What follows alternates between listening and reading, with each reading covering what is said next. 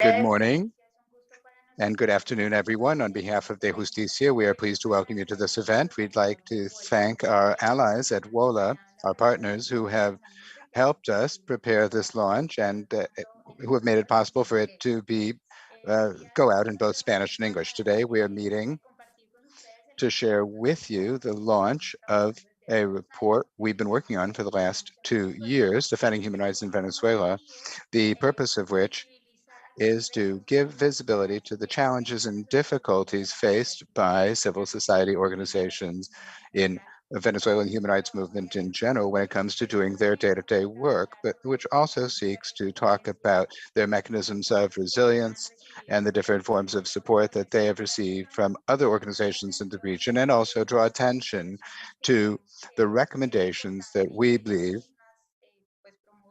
are important, which they themselves have promoted through this research project in order to continue strengthening human rights work in Venezuela, despite the great challenges. Today, we are accompanied by 4 excellent panelists and also a moderator who is associated with De Justicia. I'm going to introduce them, or we will introduce them as they take the floor. You can see this event in Spanish through the Facebook channel on De Justicia, or in English through the YouTube channels of WOLA and De Justicia. To the Justicia and WOLA YouTube channel. Entonces, pues le voy a dar la palabra. So I'm going to give the floor now to Ligia Bolivar. She is going to be our moderator for this discussion. She's a sociologist from the Universidad Católica Andrés Bello, and she's a human rights specialist at Universidad Central de Venezuela. She has worked in teaching, training, advocacy, and consultancies in human rights. She was a fellow at De Justicia for a year, and during that time she worked with Ezequiel Monsalve, who was also a De Justicia fellow. They worked together on this research study. So Ligia and Ezequiel will tell you a bit more about what the report is about. And we also have with us the UN Special Rapporteur for the Rights of Human Rights Defenders, Ms. Mary Lawler, and also Mariana Romero from the Center for Human Rights Defenders and Justice, and also Jeffrey Amzivola, who are going to present some further considerations about the situation of human rights defenders in Venezuela. So thank you very much, welcome. And I now give the floor over to Ligia. Very well, good morning. So we'll begin with Mary Lawler. Mary is currently Special Rapporteur on the situation of human rights defenders, United Nations Special Rapporteur, and this since May of 2020. She's also a professor at the Trinity University School of Business in Dublin, where she also works on the issue of business and human rights, and she's also a member of its advisory board. She has worked in depth on the situation of human rights defenders internationally, and indeed she was the founder of the international organization Frontline Defenders, which no doubt all human rights defenders who are with us today are familiar with. And no doubt you have a lot to thank, a lot of gratitude to express for the support offered by Frontline in Venezuela. Mary was not only a founder, but she was also its executive director for more than 15 years. So Mary, to begin with, what is the general perception of the situation of human rights defenders internationally today, and particularly in Venezuela? Microphone, please. Thank you all very much. And first of all, I'd like to extend greetings to everyone. It's a very important report that you're launching. I haven't read it all yet, I have to say, because it's quite long, but over time I will do better. So human rights defenders are people, as you know, who work peacefully to defend, strengthen, and protect the rights of others. As Special Rapporteur on the situation of human rights defenders, my job is to try and promote the work of these people and to do what I can to support them where they are at risk. I've been in the position for almost a year now, and because I haven't been able to travel like all of you, I've spent a lot of my time talking to defenders from different countries in online meetings. And the point for me of these online meetings is to hear from defenders about the issues that they face, so that I might understand their situations better and try and come up collectively with them in ways in which I can help as special rapporteur. I found the overall picture to be two-sided. On the one hand, it's all very troubling, as human rights defenders are being persecuted all around the world for the work they do. And it often seems that the challenges that they are facing are growing rather than decreasing, in particular in the context of the pandemic. In my first report to the Human Rights Council, for example, I looked at the killings of human rights defenders, which are recurring year on year in huge numbers and almost always resting in impunity. But on the other hand, I've heard from defenders this last year, and it has been inspiring the kind of things that they have been doing. They don't just go away, and they aren't backing down in the face of danger or in the face of the challenges that they're facing. Rather, they're driving on all around the world, finding new strength and new ways to overcome the obstacles in front of them. And the level of organization, determination, and resilience shown by defenders, and especially those most at risk and marginalized, is really amazing. Many of the defenders I've spoken to have been from Latin America, where defenders in almost every country face very serious obstacles as they go about their work.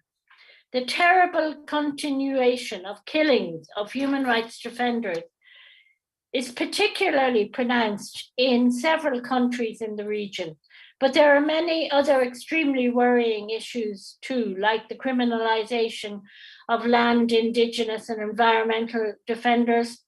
They're being subjected to long periods of detention without trial, in particular when they challenge business interests, and a backlash and a dreadful targeting of women's rights defenders, both online and offline. Earlier this year, I met a group of human rights defenders from Venezuela and heard from them about the specific issues faced by those defending human rights in their country. It was an extremely useful meeting, but very troubling. I was told of the deterioration of the situation for human rights defenders. The climate for defending human rights has come to be defined by intimidation and persecution, with an increase in arbitrary arrests, systematic criminalization and threats, and smear campaigns being used against defenders and civil society, both online and in the traditional media.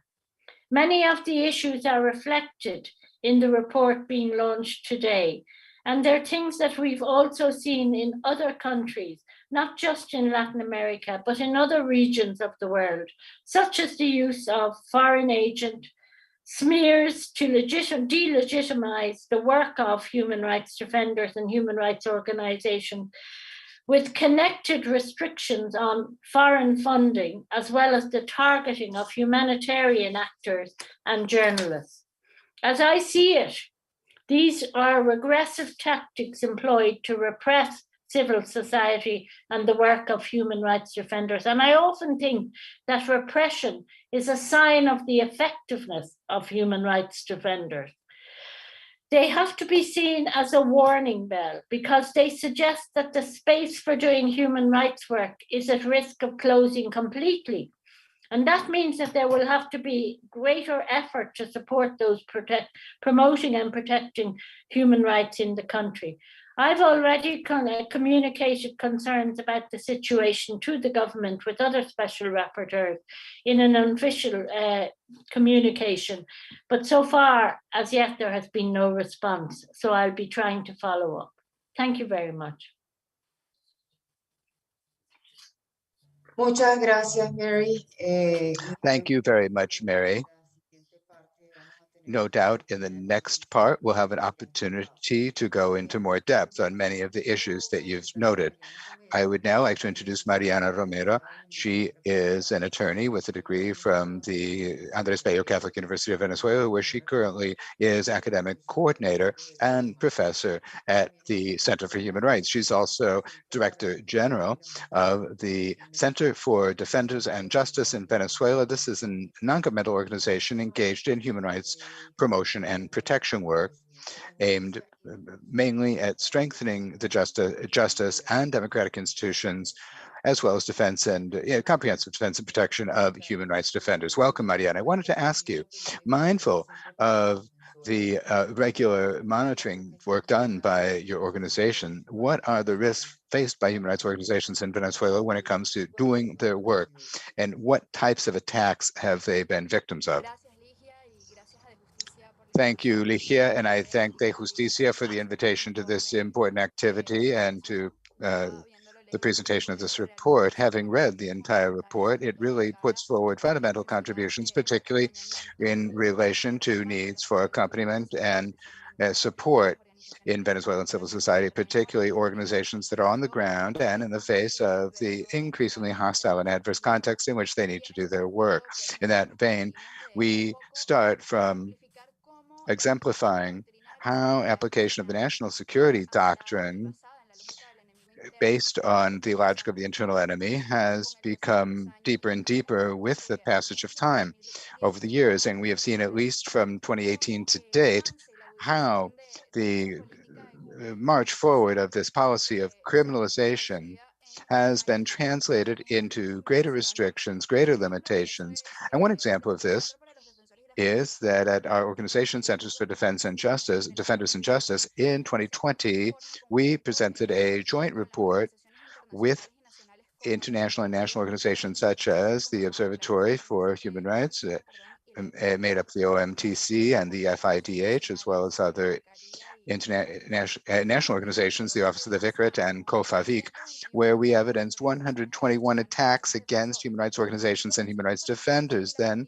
the Center for Defenders and Justice in 2020 documented 303 situations that compromised the lives of human rights defenders and the operational nature of their organizations. And if we look at 2021, in just the first 3 months of the year, we have seen a total of 181 situations that evidence in those restrictions on the right to defend human rights and accompany victims, and the work of reporting all of these violations that are taking place in Venezuela. If we compare the first quarter of 2021 with the first quarter of 2020, well, we see that deepening of an advance of criminalization with a 250% increase in such attacks and security incidents that we have been able to document in our organization. Understanding that in the first quarter of 2020, we were able to document 51 situations, and so far in 2021, 181 incidents that reflect that application of the state policy of repression and social control, which also takes in human rights defenders, calling them internal enemies of the state. And in this context, the main risks and threats and attacks that we have been able to record as patterns that have become systematic and established are based on and fit in the context of the harassment, surveillance, intimidation, not only by security officers, but also by members who are part of what is known as the People's System for Protection of Peace, which has structures that run parallel to the structures created by the state, also to generate terror and to carry out attacks against human rights organizations and human rights defenders, particularly in vulnerable communities. Moreover, the stigmatization, the smear campaigns, accusations leveled against persons who are said to be terrorists, enemies, the destabilizers, the coup plotters, is another fundamental pattern that we've identified and on which seem to be the basis of so many more violent attacks that compromise the life integrity and freedom of persons. These campaigns, these calls to violence and calls to hatred tend to lead to arbitrary arrests, which we've also documented, forced disappearances, and even acts of torture and mistreatment against human rights defenders who, moreover, are subjected to criminal prosecution, such as the case of Azul Positivo or Positive Blue, in which they are accused of asset laundering, terrorism-related crimes. And this is part of the whole march forward of criminalization. But in addition to these attacks, we see restrictions on the possibility of having access to information, access to public institutions, even the possibility of representing in criminal proceedings victims of human rights violations. We've also noted greater limitations on the possibility of registering organizations or updating their charters or shareholder minutes, which also aggravates the possibility of freely exercising the right to defend human rights in Venezuela. Another important point that I should highlight are the reprisals for cooperating with international human rights systems and the criminalization of international cooperation. It being understood that just because one receives resources, even though this is a right that is recognized by international human rights law, the organizations are categorized, as I had said earlier, as enemies, as meddlers, among other things, and they could be subjected to different kinds of prosecution due to this whole policy of criminalization, and I think I will leave it at that. Muchas gracias a ti, Mariana. Thank you very much, Mariana, Primera intervención, panorama bastante preocupante. for your initial remarks, this very worrisome picture. Profundizar también And con we're Ezequiel now González. going to give the floor to Ezequiel Monsalve. He is the lead author of the book that we're presenting today. Ezequiel is an attorney and university professor at the Andres Bello Catholic University. He has a master's in criminal justice from the Carlos III University in Madrid. He's worked in research, advocacy, and litigation, especially in defending political prisoners in Venezuela. He was indeed a fellow at De Justicia, which was the base where he carried out this research work from, and he's now working on issues relating to the judicial system, rule of law, and disappearance of persons in Venezuela. Welcome, Ezequiel. You, as the lead author of this research study that we're launching today, tell us a bit, where did the idea come from? What are the motivations? And what are the main barriers that the organizations that are described in this report are facing? Go ahead. I thank you, Ligia. I thank De Justicia and all the other panelists and all those who have tuned in. Well, to begin with, as Ligia has mentioned, this research study was carried out in the context of a fellowship in 2019, where basically, well, it's related to work that De Justicia had already been involved in for some time, which answers to earlier work done in the context of certain spaces of civil society, the situation of authoritarian governments, and also a line of work that De Justicia has maintained, and where Ligia and I were able to carry forward as fellows, which is supporting human rights internationally. This is significant work. And we will look in a greater depth at how this is effective as part of the recommendations. There are basically two main motivations. One, to amplify the voices of human rights defenders in the region and vice versa, and also give visibility to the precarious situation that we human rights defenders are suffering in Venezuela now and for some time.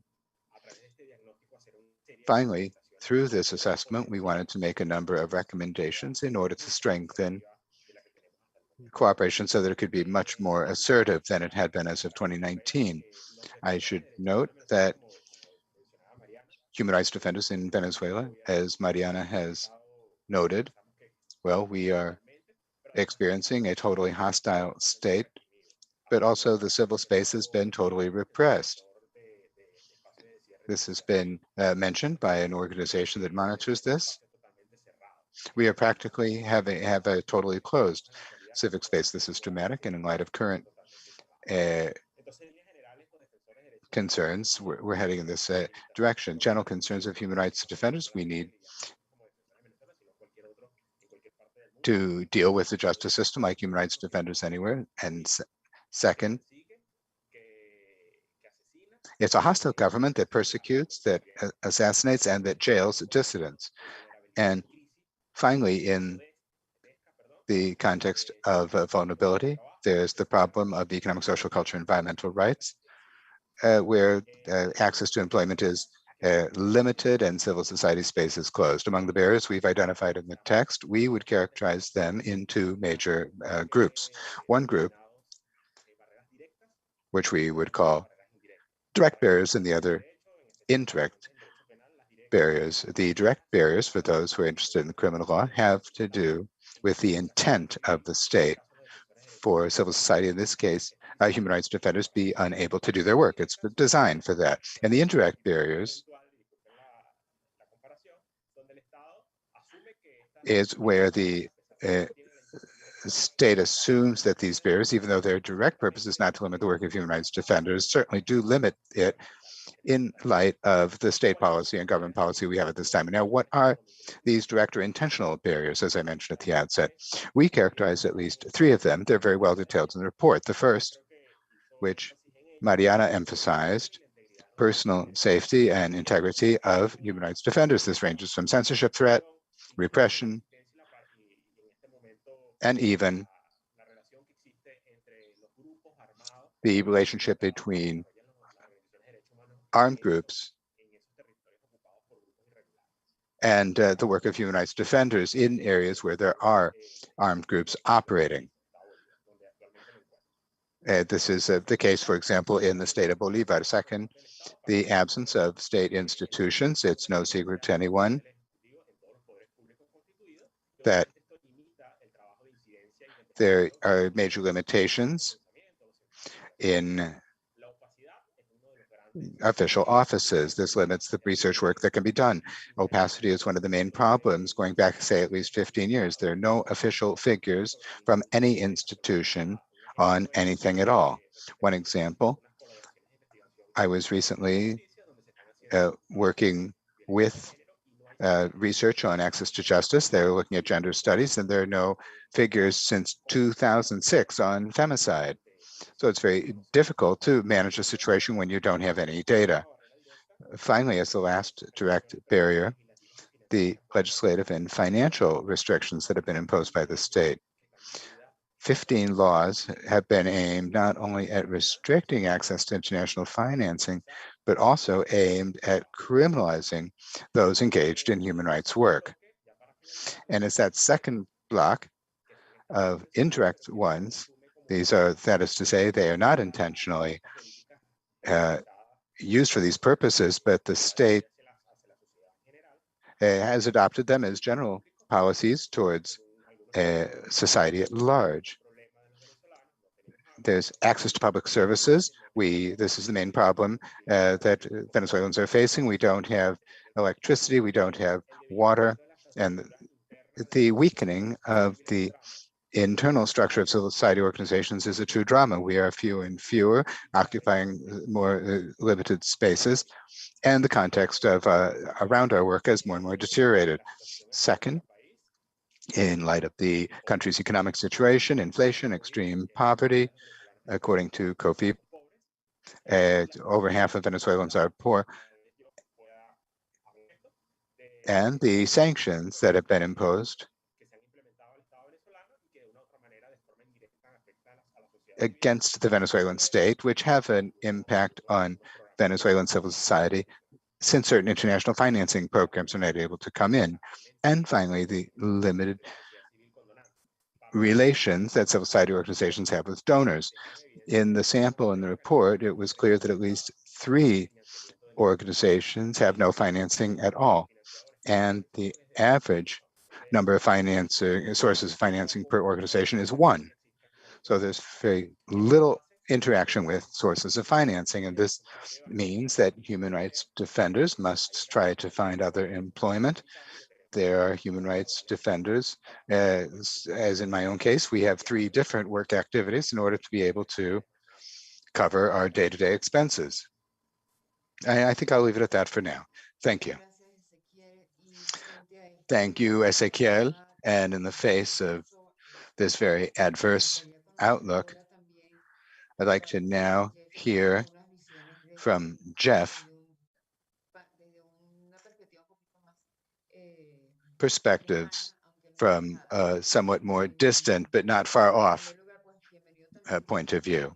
So welcome, Jeff. He's the director for Venezuela of the Washington Office on Latin America, WOLA. And in his work, he has been supporting policies that foster a peaceful and negotiated solution to the Venezuelan crisis that address the most urgent humanitarian needs and is supporting a humane response to the unique needs of Venezuelan migrants and refugees. Before joining WOLA, Jeff was a consultant for the Latin America program of Open Society Foundations, and he also carried out investigative work with Insight Crime. Jeff, mindful of the work you've done in WOLA, how do you see how do you evaluate the support that other social organizations, funding sources, and other actors in the region have given to civil society organizations in Venezuela? That's to say, what has been done and what remains to be done? Thank you very much, Ligia. Before beginning, I'd like to thank De Justicia for this opportunity and congratulate you for on this very valuable report. In terms of your question, Ligia, as to what has been done to support civil society organizations in Venezuela, I believe that there has been an emphasis on defending certain spaces, strengthening a independent human rights movement that is independent of political parties with a domestic and international presence. The truth is that I have only admiration for our Venezuelan colleagues as they continue to do their very important work in the face of very difficult challenges. I think that in some international fora, I see this in certain circles in Washington, there's a false stereotype that the dynamic in Venezuela is dead, that there is no resistance to the authoritarianism and repression, that there's not a day-to-day activism. And the truth is that this assessment could not be further from the truth. Every time that we in WOLA bring together Venezuelans to talk with political actors in Washington, we think it's been fundamental to show that there is an active human rights movement in Venezuela. There is a civil society in Venezuela that continues to stand up. So in Venezuela, it's my sense that the human rights movement has scored certain major successes, and we need to continue to figure out ways to express solidarity with domestic civil society actors. But where I would put greater emphasis would be on international and regional spaces or forums. The truth is that in the last 2 or 3 years, there has been an undervaluing of regional and international activism, perhaps a negligence with respect to everything having to do with multilateralism, especially in the North and especially in the United States. I believe that the Venezuelan civil society actors have always had a significant presence in international bodies, but there could be greater emphasis on what a multilateral response to the Venezuelan crisis means. I believe that there could be more participation in the formal international organizations. The OAS, I think, might be of limited use on the ground, but in the last 2 years, we have seen tremendous growth of the involvement of the United Nations in Venezuela, particularly in the context of the humanitarian crisis. One question could be whether the United Nations, be it the Secretary General or the Security Council, could play a more active role in responding to the political crisis in Venezuela. And if there is a role for international actors to engage in advocacy to show solidarity with human rights defenders in Venezuela, including friends such as Mariana and Ligia, if we can support you in your efforts to have a greater impact or do more advocacy in those international spaces. That, I believe, is an important line of advocacy work. And I think that more emphasis could be placed on that area of work. Thank you. Muchas gracias a ti, Jeff. Thank you very much, Quisiera Jeff. recordarles I que wanted to pueden remind comenzar you a enviar sus preguntas por los canales that de you can forward YouTube y de questions Facebook. through the YouTube and Facebook channels of both De Justicia and WOLA. And I'd also like to remind you that in the social networks of De Justicia and WOLA, you'll be able to find the link for downloading the report. Lo que nos han presentado en esta primera ronda de intervenciones What has been nos presented to us in muestra this una first round of remarks necesidad shows us a growing adversity in the derechos humanos en Venezuela. setting in which human rights defenders do their work in Venezuela, with ever greater criminalization of human rights defenders and also an asphyxiation of the organizations through regulatory measures that are ever more restrictive, repressing or limiting their sources of financing. The report also shows a general situation of limitations faced by the entire population. And since human rights defenders are not in the stratosphere, but rather in a very specific place called Venezuela, this also affects their work a great deal. It has to do with travel, access to internet, access to information. That is to say, this very difficult day-to-day situation affecting any resident of Venezuela also affects human rights defenders in Venezuela. And this is a further aspect that limits and obstructs the performance of their work. What else can be done to mitigate the perverse impact of the situation and to provide greater support to those who work in Venezuela defending human rights vis-a-vis so many violations of all sorts? In the second round, we'd like to focus on this topic, beginning with Mariana in this case.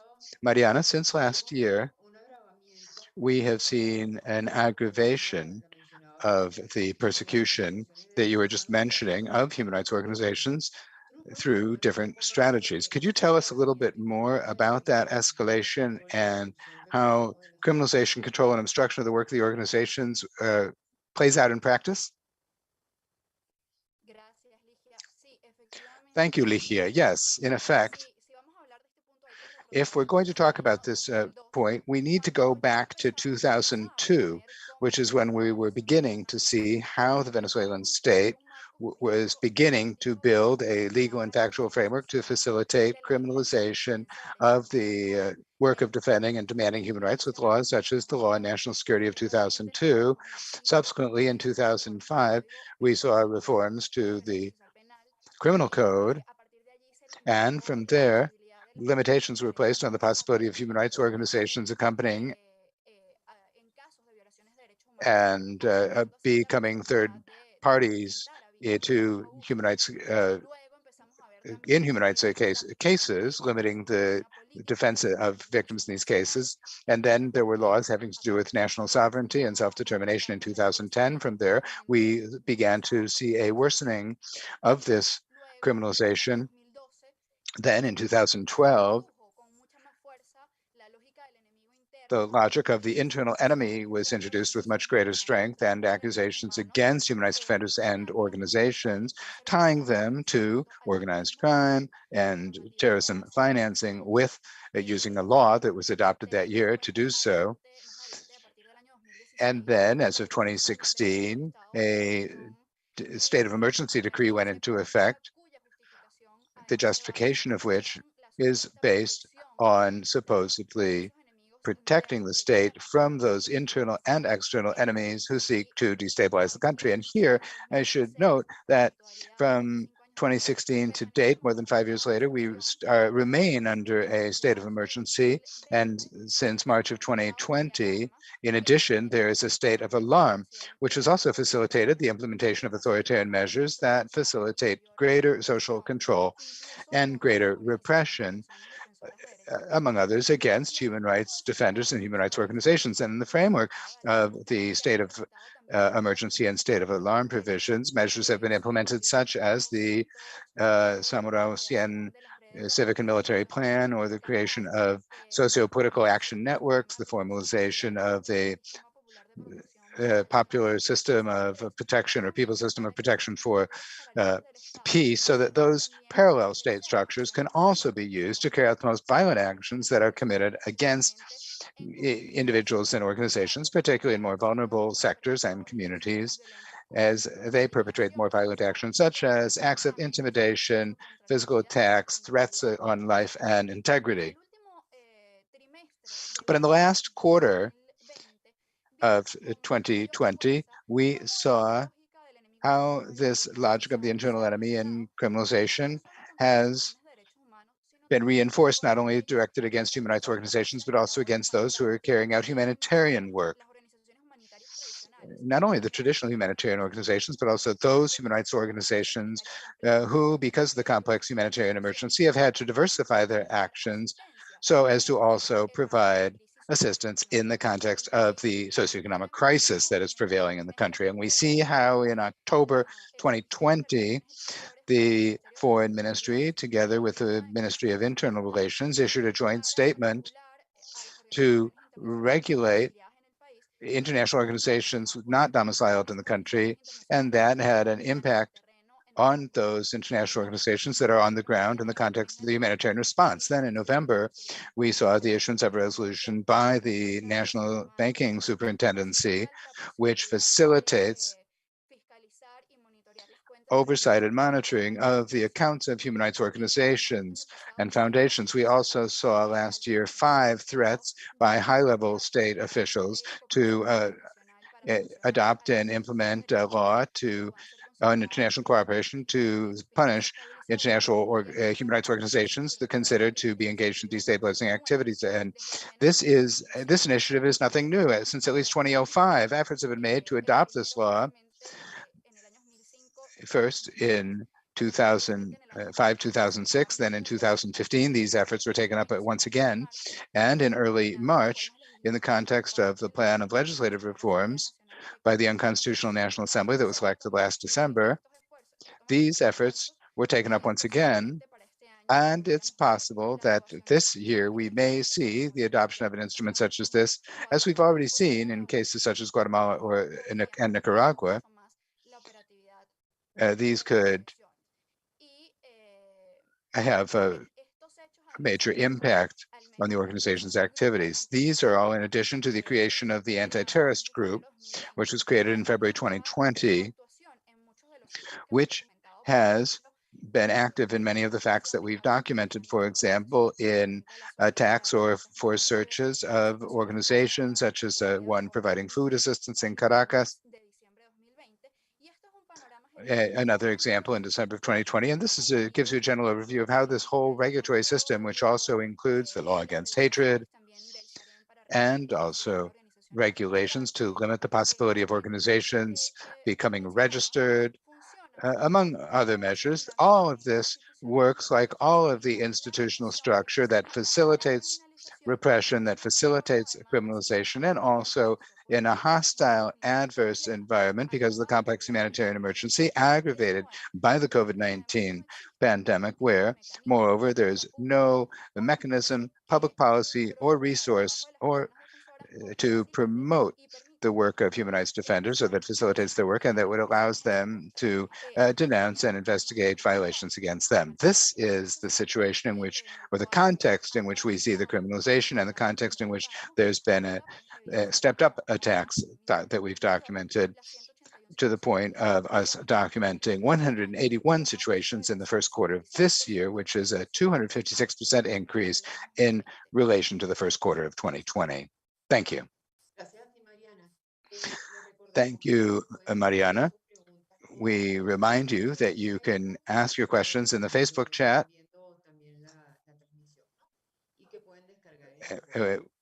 and you can also download the report there. We're going to continue with Mary in the second part,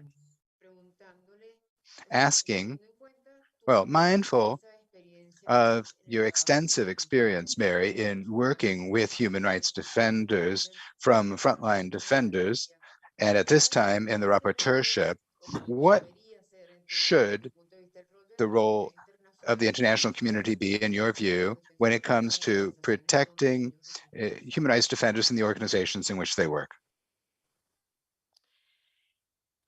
Thank you. That's always the question, isn't it? What you can expect from whom? And of course, the international community has a role to play. And by that, I'm talking about people like special rapporteurs in the UN, commissioners in the Inter-American system, states themselves, individual states, including when they come together in regional or international fora. And it can also mean international civil society and donor organizations. So I suppose the kind of support could be, on the one hand, well, before that, the role really has to be decided by what the human rights defender says that they need themselves, because they're best placed to know what the risks are for them, what kind of risks they're able to absorb, and what kind of support they need. So I think that is the first thing that needs to be done. The human rights defenders need to be listened to, and their experience of managing their own risks needs to form the basis of developing some support. And then after that, I suppose you can have a mix of practical measures, for example. So one of the things that I've always been very hot on is temporary humanitarian visas. So, for example, Spain has a program for human rights defenders, and that is something that more states should be able to do. Because defending human rights is emotionally and physically draining, and such programs allow defenders to have a break and recover their strength before going home and continuing their work. And they can also acquire new skills. And for example, in Ireland, we set up we lobbied and got, when I was director, a 3-month humanitarian visa scheme from the Irish government, which is accelerated. So again, it allows defenders to come and maybe learn English or just take a complete break, or whatever it is they say that they want. In interest-state fora like the Human Rights Council, you're kind of limited as a special rapporteur in what you can do. You have a mandate, and basically what it comes down to is 2 country visits a year, meeting with human rights defenders, and writing a report to the General Assembly and the Human Rights Council. And then the main tool is what are called communications, which are formal letters to governments, to the permanent missions in Geneva about the situation of human rights defenders. And I take a people-centered approach, and civil society and human rights defenders and international organizations make a complaint to the inbox of the special rapporteur, and then depending on how much I can manage, I take up that complaint. I also am systematically trying to go through all the permanent missions, asking for meetings with the ambassadors to explain, first, I think a really important thing is to reinforce with every state that the Declaration on Human Rights Defenders was agreed in 1998. We all know what a human rights defender is. We know the difference between a terrorist and a human rights defender. We know the difference between somebody who is motivated by politics and not human rights. And we have to keep reminding states that they agreed to this declaration after 13 years negotiation. So that is something that I'm trying to push in my particular role. Again, cases of reprisals for cooperating with the UN system have to be a red line. So I would encourage anyone who is experiencing reprisals or to contact the website. The other thing is what we're trying to do, at least I'm only speaking for myself here, I'm trying to build up some states that will be friends of the mandate from different regions who understand that human rights defenders deserve recognition, visibility, and protection, and should be enabled to be able to do their work peacefully. So I'm trying to see what states would be willing to take up the issue of human rights defenders. And I think it's something that everyone has to do. Your networks are the most important. Who you have who will work in solidarity with you within the human rights defender community, but also identifying embassies and states and anybody that you could count on to help you. And then, of course, there's the Universal Periodic Review. And that is somewhere where we should be trying to get states to raise the situation of human rights defenders, both broadly and by highlighting individual cases. And some states are good at this, others aren't. And I think this can contribute to the recognition of human rights defenders. But then when it comes to, sustainability for the work of human rights defenders, I think international organizations have an obligation to support defenders by creating long-term links with them, and also introducing them to donors so that they can develop their own links with donors, and donors should be supporting the work of human rights defenders on an ongoing basis and not just project by project. Thank you. Gracias, Mary. Bueno, a continuación entonces. Thank you, Mary. Next, we have Tenemos una pregunta.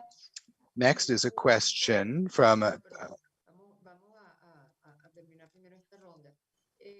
well, let me get through this round first. Seguimos entonces con Jeff. Teniendo en cuenta la experiencia de Jeff, mindful of WOLA's experience in supporting civil society organizations in Venezuela, what kind of actions do you think could be taken by other organizations in the region and relevant actors to continue strengthening the Venezuelan organizations in their work? It's a good question. As I said at the outset, I think that more solidarity could be shown with Venezuelan activists such as Mariana, yourself, Ligia, Ezequiel, obviously. I think one good way to do it would be with bilateral advocacy with our own governments, that is to say, showing that one must have active diplomacy following the situation in Venezuela and insisting on restoration of democratic institutions in the country and denouncing and offering incentives for the repression of human rights defenders to halt. More than anything else, I think that more could be done with political actors who define themselves as being on the left. I think that the left has a special responsibility in the hemisphere, mainly because I think that there are political actors who might be tempted to view the crisis through a superficial ideological lens. I think that there's been some progress in that regard. For example, in the United States, in the Progressive Caucus in the US Congress, we have seen important statements recognizing the reality that in Venezuela, there's no rule of law, that there need to be free and fair elections. In recent days, we saw international statements by Peruvian candidate, the presidential candidate, Veronica Mendoza, recognizing that in Venezuela there is a dictatorship. There were all similar statements made by actors such as the former president of Uruguay, Pepe Mujica, who is a key authority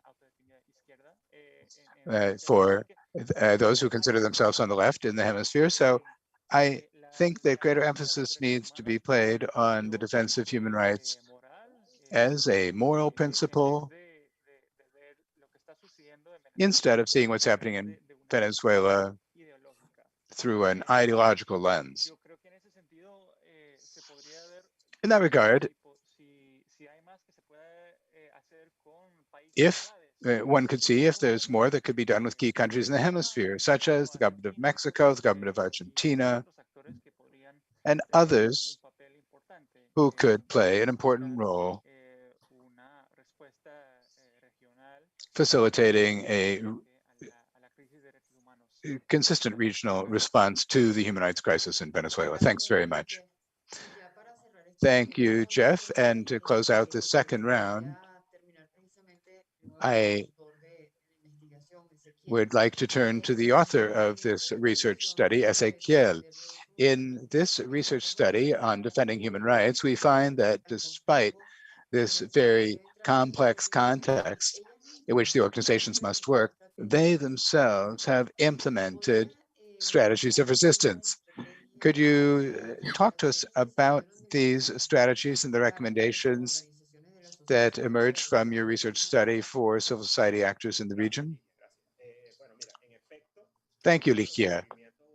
In effect, one of the most interesting and most relevant discoveries in this work is the whole strategy of resistance that has been used by civil society organizations in Venezuela to resist. That's what they do by these mechanisms, they resist.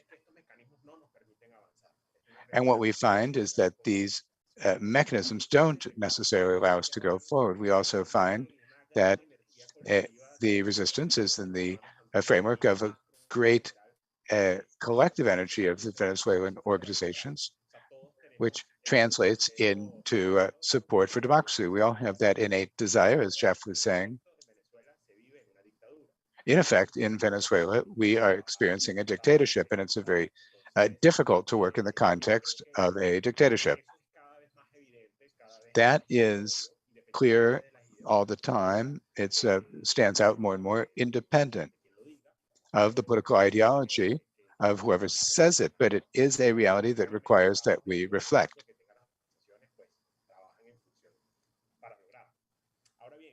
And each organization works to pursue its specific objectives. Now, in the study, we identified three main blocks of resistance or resilience that have helped us to withstand the crisis.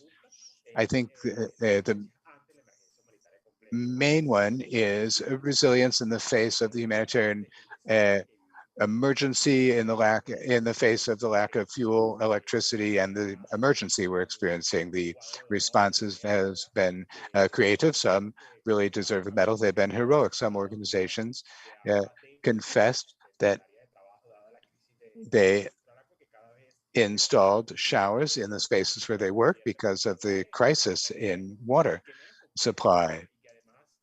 And so we need to acknowledge those who've adapted to these circumstances. This also has to do with transport, hiring of private transport.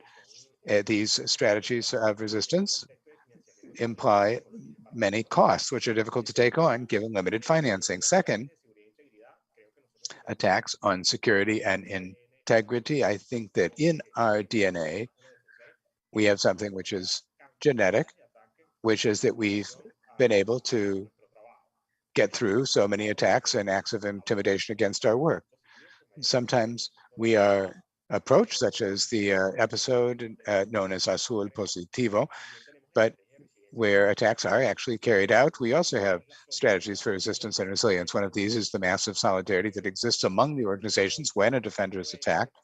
In the case of Provea, Azul Positivo, and one other, if they affect one of us, then they're affecting all of us. Strengthening of networks among the organizations is extremely important. We notice that increasingly we are doing that.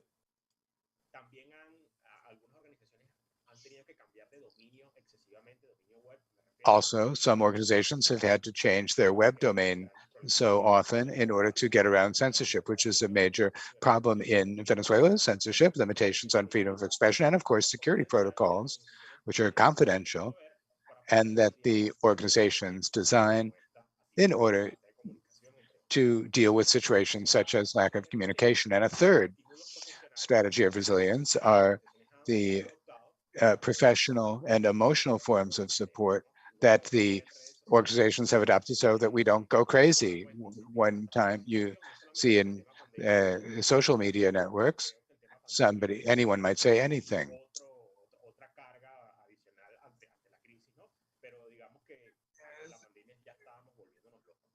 And in the face of the context, we were in the context of the pandemic, we were sort of going crazy. And second of all, the recommendations mentioned by Ligia.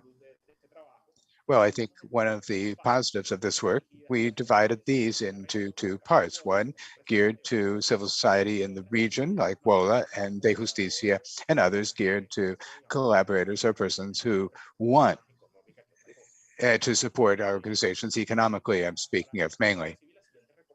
Now, for the civil society organizations, recommendations are as follows. First, more assertive and direct communication. In the findings in the text, many persons interviewed mentioned that sometimes communications aren't assertive. They imply expenditures, they take time that could be taken up on other aspects. Also, lasting partnerships is another effective measure. It's even though it is desirable that there be joint publications, we really are interested more in long-term partnerships. There are some weaknesses identified, such as gender, education, and human rights, that are at risk of being extinguished. As lawyers and law professors, we've realized that in law studies, law studies are on the way to extinction. Fewer and fewer people are signing up to study law, and I think this is a concern at many of the universities across the country. Finally, foster new partnerships, generating an initial contact. We are tied in now to De Justicia, and this relationship can lead to other partnerships. And the recommendations for collaborators or supporters include that there should be institutional financing, but long-term institutional financing, if at all possible, 2 to 3 years, allowing us to strengthen in order to give impetus to the issues that we're working on. Also, we ask the funders to be more flexible in their requirements, which can be very difficult for us to comply with. One person interviewed said that one of the funders said, do take photographs of the work you're doing. Well, taking photographs of human rights defenders or activists in the context of the human rights work, persons involved in criminal justice defense.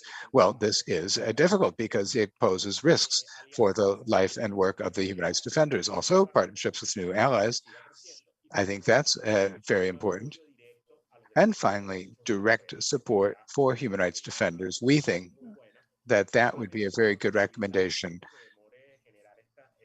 not only to cut short the time that it can take to get support to a human rights organization, but also there are fellowships and the like that could help a human rights defender have some rest from the work and take a different perspective. I had the opportunity to be in such a fellowship, and it gave me the opportunity to see the situation in Venezuela from another perspective. That's very positive. I think if you stay in Venezuela, you get so sucked in by the crisis, and so you can actually do more effective work by stepping outside sometimes. That, in general lines, would be it. Thank you very much. Thank you, Ezequiel. Let's go straight to the questions because we're now running out of time. I We have 4 questions, and maybe one panelist should answer each one. Beginning with Mary, there's a specific question. Does the Office of the High Commissioner play an important role in protecting civic space and space for human rights defenders in Venezuela? And Mary, what do you think of the actions that have been taken by the Office of the High Commissioner for Human Rights thus far related to this issue? I'm afraid I have to go now, and I'm not in a position to answer that because I haven't studied what actions that she has taken. I have been in the mandate since last May, and I don't know the history of the UN engagement with Venezuela. But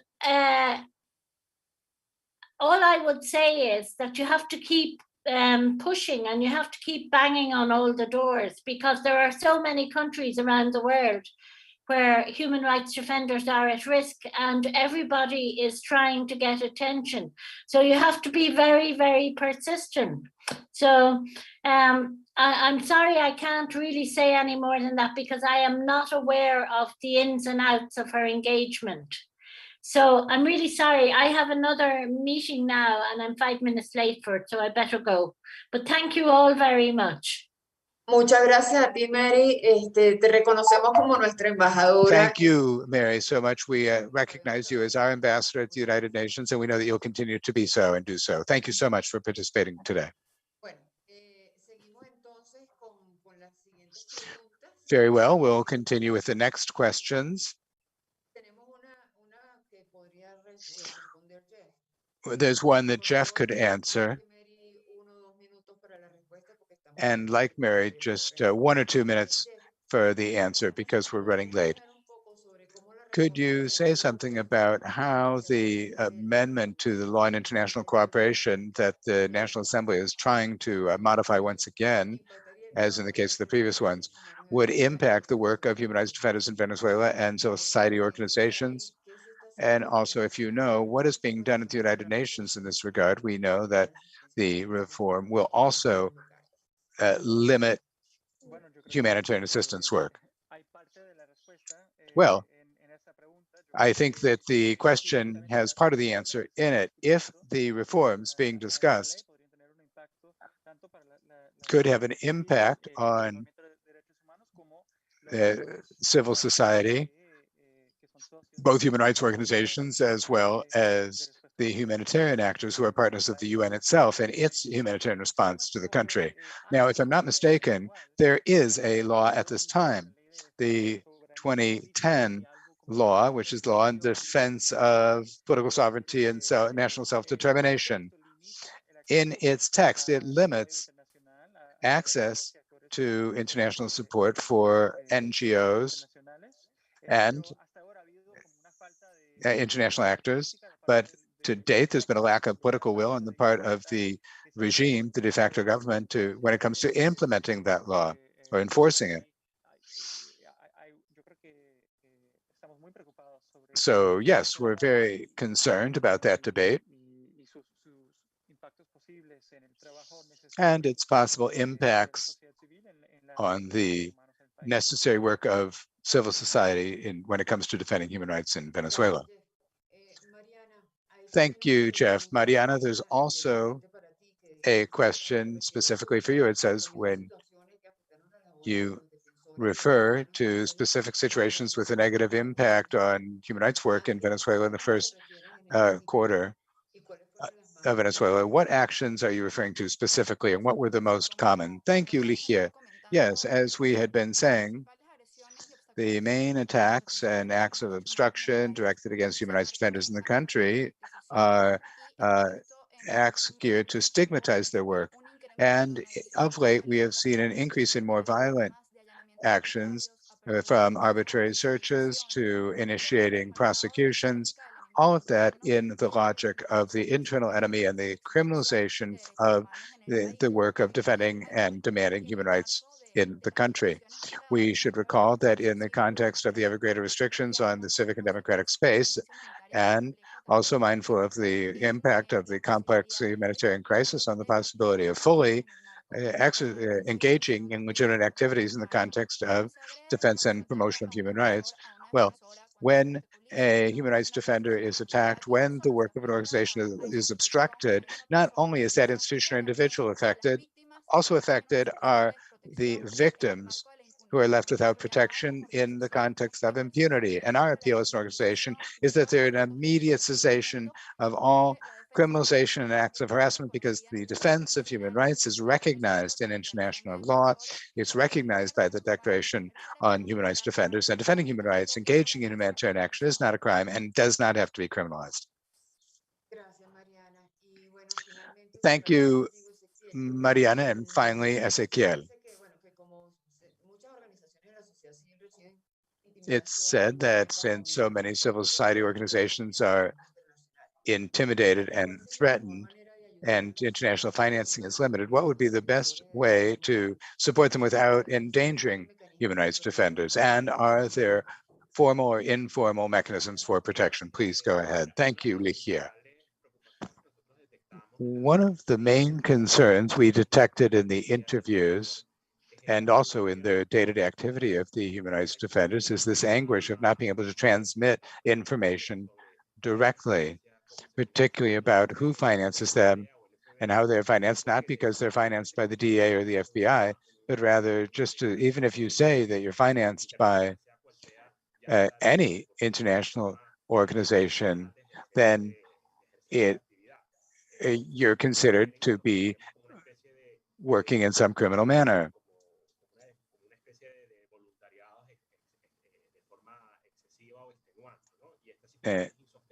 So this is really an unsustainable situation, because we human rights defenders want to professionalize ourselves. We want to work in a professional way and not to be limited to being volunteers. Now, so the recommendations we make to funding sources include that funding should be discreet. It should be discreet but hard-hitting. This is not just that I'm afraid that something might happen to me because of some sanctions being imposed, or something might happen to you because you finance, but rather they should be discreet, and they should be very effective. If possible, it's best to not publish what organizations you are financing in Venezuela.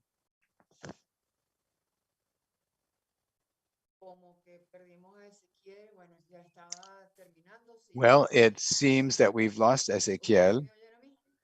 Can you hear me? Hello? Yeah, can you hear me? Yes, we hear you fine, Ligia. Okay, the problem's with Ezequiel. Well, if he reconnects, we could give him 30 seconds to close out, but at any event, we're now wrapping it up. And I just wanted to add that precisely due to the polarization in Venezuela and the transfer of that polarization or mapping of it internationally, sometimes there is no solidarity with human rights organizations in Venezuela on the part of their peers in the region, because the idea is if we criticize Maduro, we must be right-wingers. So this Manichean situation makes life very complicated for us. And in that regard, it's important to value and express gratitude for the fact that organizations such as De Justicia and Wola have not fallen into that trap, and to the contrary, not only do not share in that black and white way of looking at things, but in addition, they have developed a strategy of solidarity with the human rights movement of Venezuela, which is very valuable. So I remind you that the link is up if you wish to download the report. And we're also grateful for the presence of other organizations of the region. And we hope that you keep the Venezuelan organizations on your radar. Ezequiel, we're winding it up. I don't know if you want to say anything by way of a final message. No, I was able to finish what I was saying before the connection broke down, which is something we've been experiencing in Venezuela. I'd like to thank all the participants, the co-authors of this book, Ligia, Lucia, and others who have Corredor, who participated in this book. This is an initiative of our own. So I'd like to thank all of the presenters, the participants, and certainly will be in touch for future partnerships. I too would like to thank all of those present, the panelists, particularly our interpreter, and